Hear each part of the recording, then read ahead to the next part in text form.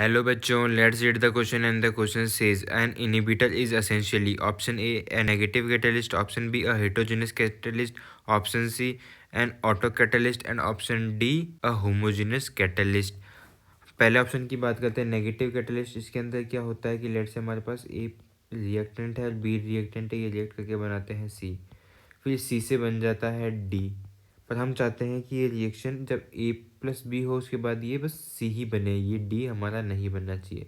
तो इस रिएक्शन को स्लो डाउन करने के लिए हम यूज़ करते हैं कैटालाइटिक पॉइजन का। तो यहाँ पे हमने क्या किया कि एक ऐसा कैटलिस्ट लिया जो रिएक्शन को स्लो डाउन कर रहा है। तो ऐसे जो कैटलिस्ट होते हैं इनको हम कहते हैं नेगेटिव कैटलिस्ट।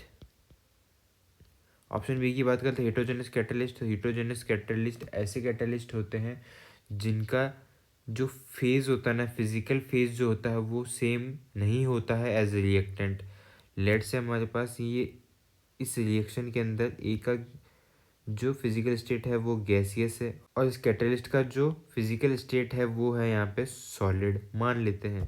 तो इस टाइप का जो ये कैटलिस्ट हुआ ये हुआ हमारा हेटेरोजेनस कैटलिस्ट। अगर मान लेते हैं ये दोनों ही गैस के अंदर होते हैं, ये जो ए हमारा वो भी गैस स्टेट के अंदर है और कैटलिस्ट भी गैस स्टेट के अंदर, तो वो हो जाता है हमारा होमोजेनस कैटलिस्ट।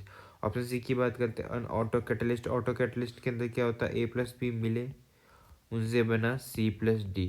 तो ये सी जो हमारा ये एक्ट करेगा, लेट से कि ये जो प्रोडक्ट बन रहा है यही इसका कैटलिस्ट है, तो ये ऑटो कैटेलाइसिस शो करेगा। ये जैसे जैसे प्रोडक्ट बनाएगा ये इसी रिएक्शन को कैटेलाइज करेगा और फॉरवर्ड डायरेक्शन की तरफ मूव करवाएगा रिएक्शन को और ज़्यादा से ज़्यादा प्रोडक्ट फॉर्म करवाएगा। तो हमसे इनहिबिटर के बारे में पूछा था, वो हमने देखा कि वो होता है इन नेगेटिव कैटलिस्ट।